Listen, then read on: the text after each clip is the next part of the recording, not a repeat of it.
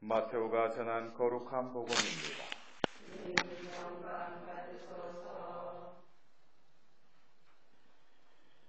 그때 베드로가 예수님께 다가와 주님, 제 형제가 저에게 죄를 지으면 몇 번이나 용서해 주어야 합니까? 7번까지 해야 합니까? 하고 물었다. 예수님께서 그에게 대답하셨다. 내가 너에게 말한다. 7번이 아니라 77번까지라도 용서해야 한다.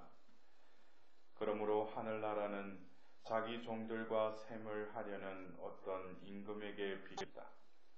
임금이 셈을 하기 시작하자 10,000달란트를 빚진 사람 하나가 끌려왔다. 그런데 그가 빚을 갚을 길이 없으므로 주인은 그 종에게 자신과 아내와 자식과 그 밖에 가진 것을 다 팔아서 갚으라고 명령하였다. 그러자 그 종이 엎드려 절하며 제발 참아 주십시오.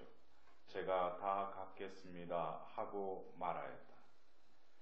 그 종의 주인은 가엾은 마음이 들어 그를 놓아주고 부채도 탕감해 주었다. 그런데 그 종이 나가서 자기에게 100데나리온을 빚진 동료 하나를 만났다. 그러자 그를 붙들어 멱살을 잡고 빚진 것을 갚아라 하고 말하였다. 그의 동료는 엎드려서 제발 참아주게, 내가 갚겠네 하고 청하였다. 그러나 그는 들어주려고 하지 않았다. 그리고 가서 그 동료가 빚진 것을 다 갚을 때까지 감옥에 가두었다. 동료들이 그렇게 벌어진 일을 보고 너무 안타까운 나머지 주인에게 가서 그 일을 죄다 일렀다. 그러자 주인이 그 종을 불러들여 말하였다. 이 악한 종아, 네가 청하기에 나는 너에게 많은 빚을 다 탕감해 주었다. 내가 너에게 자비를 베푼 것처럼 너도 너의 동료에게 자비를 베풀었어야 하지 않느냐. 그러고 나서 화가 난 주인은 그를 고문 형리에게 넘겨 빚진 것을 다 갚게 하였다. 너희가 저마다 자기 형제를 마음으로부터 용서하지 않으면 하늘의 내 아버지께서도 너희에게 그와 같이 하실 것이다. 주님의 말씀입니다. 그리스도님 찬양합니다.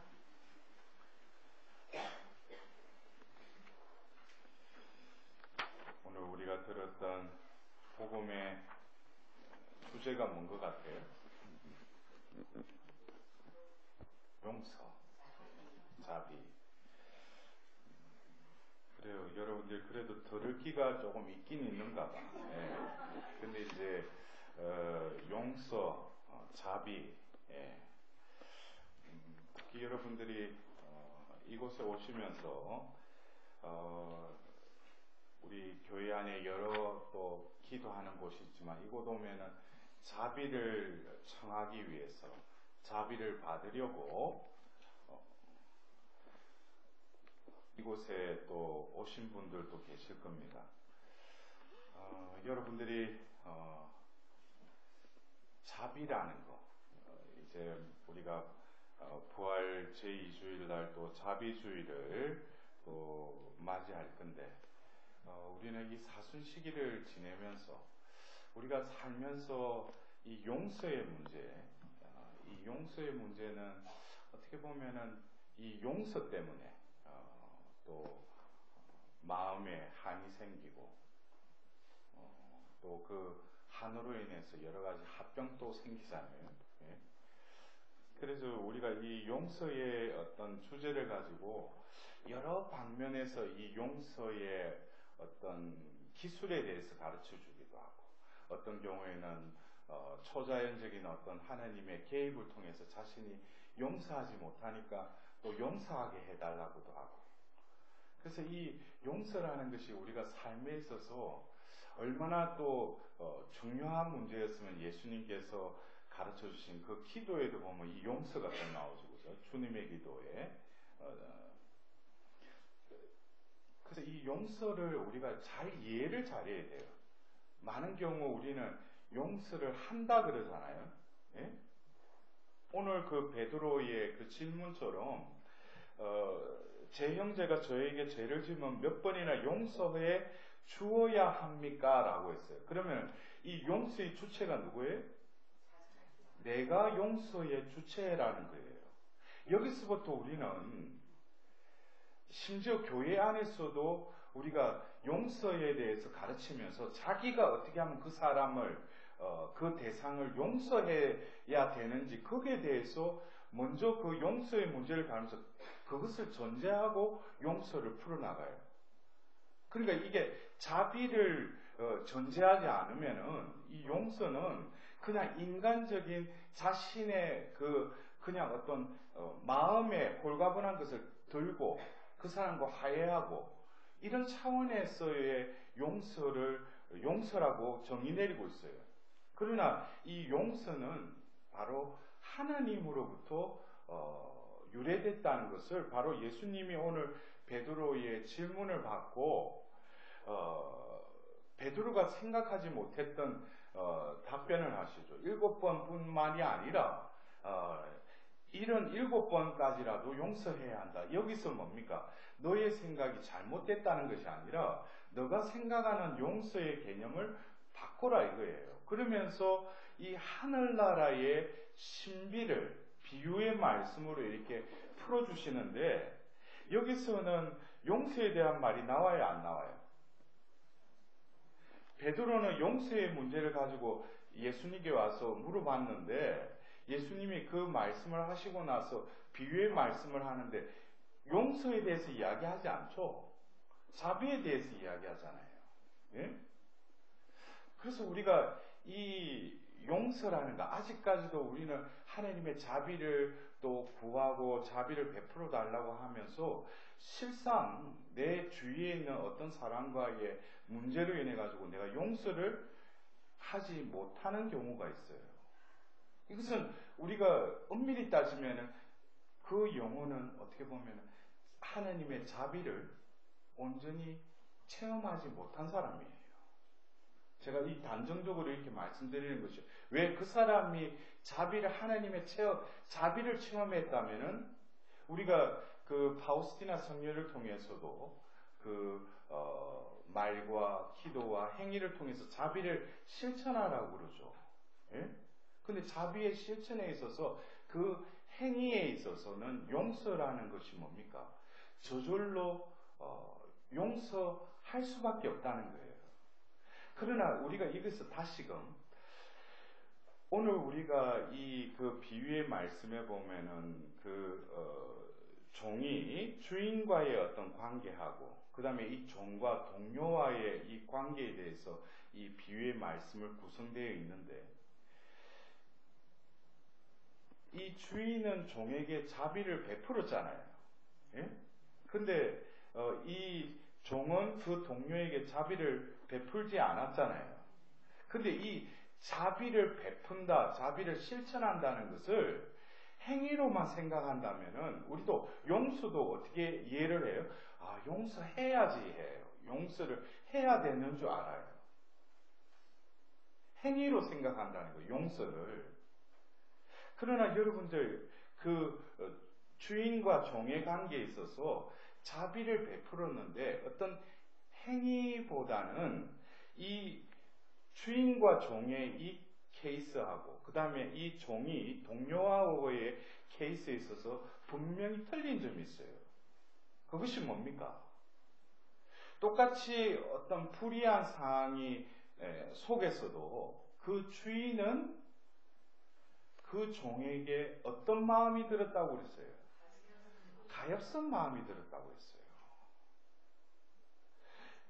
똑같은 경우 그 어떤 금액에는 조금 이렇게 차이가 있지만 유사한 그 상황에서 그 종은 동료에게 어떤 마음을 가지고 있었어요? 가엾은 마음이 있었어요? 없었죠. 오늘 예수님이 이 용서에 대한 말씀을 하시면서 마지막에 이 비유의 말씀하시고 너희가 저마다 자기 형제를 마음으로부터 용서하지 않으면 하셨어요. 마음으로부터 용서하지 않으면. 용서는 행위가 아니에요. 내가 용서를 할까 말까 이것으로 많은 이들이 그것에 혼돈에 빠져 있어요. 용서는 바로 내 마음 안에서 하느님의 자비가 그 효력을 드러내면은 용서는 뭡니까? 저절로 이루어진다는 거예요. 그렇다면은 내 마음이 어떻게 작용해야지 이 용서가 또 저절로 이루어지는가?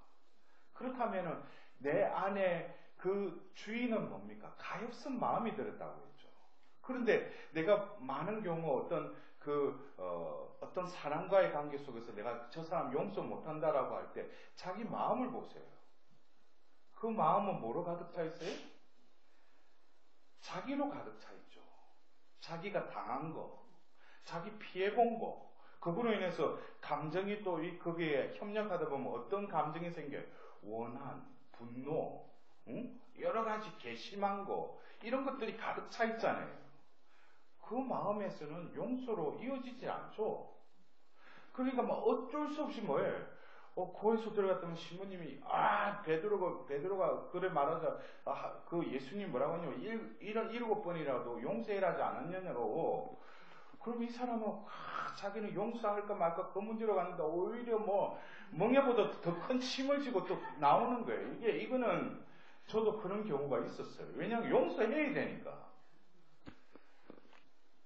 그러나 결국에는 이 용서의 문제는 결국 또 뭐라는 것입니까? 내 마음이 상처를 입었다는 거예요. 내가 용서를 해야지 이전에 뭡니까? 내 마음이, 내 존재가 어떤 행위나 말이나 어떤 그 사건을 통해서 뭐예요? 내가 상처를 받았다는 거예요. 그러한 상태 속에서는 용서를 못해요. 먼저 뭐예요? 이러한 상황 속에서 하나님의 자비를 구해야죠. 그래서 오늘 우리는 하답송에서 주님 당신의 자비 기억하소서 그랬어요. 우리는 하나님께 마냥 자비를 베풀어 달라고는 기도하지만 자신이 그 베풀어 주신 그 자비에 올바르게 살지 못한 나를 또 생각해 봐야 돼요. 매번 오후 3시에 보면 자비를 베푸소서 자비를 베푸소서. 그게 며칠 몇 날이 되고 몇 년이 됐는데도 자신이 진정 자비에 합당한 삶으로 변화되어 가느냐, 거기에 대해서도 생각한다면 송구스러웠어도 주님 당신의 자비 한 번만 더 기억해 주십시오. 그냥 자비 베풀어 달라고만 하지 말고. 그래서 오늘 이 시편 이 저자는 당신의 자비와 자애를 기억하소서. 주님 당신 자애에 따라 당신의 어지심으로 저를 기억하소서 그랬어요. 이것은 하나님이 망각하고 있는 게 아니에요. 여기서 말하는 기억, 하나님은 우리의 모든 행위, 우리 마음껏까지도 다 깨뜨려 보시고 다 알고 계셔요. 그러나 당신의 자비를 베풀어 주시면은 그 행위와 그 죄에 대해서 기억하셔요? 안 하셔요? 아직 거기에 대해서도 분명한 확신이 없네. 하나님은 고해소 가서 내가 죄를 제대로 고백하잖아요? 사제경을 하잖아요. 그럼 죄를 기억해요? 기억하지 않아요? 많은 이들이 거기에 대한 확신이 없기 때문에 자신이 고백을 해놓고도 자기 죄의식에 또 빠져서 살아요. 하나님의 기억은 모든 걸 다 통찰하시고 관장하시고 주재하시지만 인간이 당신 앞에 와서 내놓은 죄에 대해서는 더 이상 왈가불가하지 않으시고 다홍색이든 진홍색이든 눈과 같이 그 양털과 같이 변화시켜 주시는 분이 하나님이셔요. 하나님은 기억하지 않으셔요. 그러나 우리는 뭐예요? 끝까지 기억해요. 이것이 똑같은 기억이라도 하나님의 기억과 우리의 기억의 기능적인 차이예요. 그래서 우리는 뭐예요? 하나님의 그 기억에 우리의 기억조차도 다 봉헌드려야 돼요. 그리고 당신의 자비를 나에게 베풀어 달라는 거죠. 여기서 제가 어떤 심리적으로 저도 과거에 어떤 상담을 하고 그걸 하면서 어떤 사람의 용서를 다룰 때 보면 처음에 직면을 하고 그 사람 입장이 되고 여러 가지 절차가 있어요. 근데 많은 경우 자신의 마음이 홀가분해졌다. 근데 자신의 영혼에 입은 상처는 회복되지 않은 사람들이 처음에는 그 사람하고 원상복귀된 줄 알아요. 근데 다음에 어느 시간이 지나고 나서 유상사항과 그 말이 탁 꽂혔을 때 너 과거에도 내보고 그러더만 이러대요. 제가 용서 다 하고 다 잊었다고 했는데 다 기억을 다 하고 있어요. 이게 뭡니까? 내 영혼이 아직 그 상처가 회복이 안 된 거예요. 그러기 위해서 우리는 어떤 과학적인 방법으로 내가 용서를 했다고 하지만은 우리의 존재는 영의 존재이기 때문에 하느님 안에서 그 사랑과의 그 관계, 이 용서의 문제는 하느님 안에서 완성이 되는 거예요. 그래서 우리는 이 용서를 하기 위해서 결국 우리는 이 사순 시기를 지내면서 당신의 아들을 십자가에 죽게 하신 거예요. 우리를 용서하기 위해서. 그래서 하느님 편에서도 이 용서의 문제가 얼마나 힘들었으면 이 죄를 사하는 것이 당신의 아들까지도 죽게 해야지만이 이 죄를 사할 수 있다는, 그러니까 이게 얼마나 힘든다는 거예요. 그러나 하나님은 우리를 위해서 당신의 아들의 죽음으로 죄와 죽음의 세계를 쳐 이기시고 승리하신 거죠. 그래서 우리가 이 하나님의 자비를 베푸고 자비가 내 영혼에 깃들였을 때 우리는 다시금 우리가 기억할 것은 뭡니까? 바로 하나님이 나에게 베푸신 그 기억을 떠올려야죠. 그래서 우리는 특히 이 사순 시기를 지내면서 예수님의 순환을 기과 또 십자가를 바라보면서 다시금 우리는 나에게 베푸신 하나님의 자비를 기억해야 돼요. 내가 당한 것에 대한 그 기억이 아니라 하나님이 나에게 베풀어 주신, 예수님을 통해서 베풀어 주신 그 자비를 기억해야 돼요.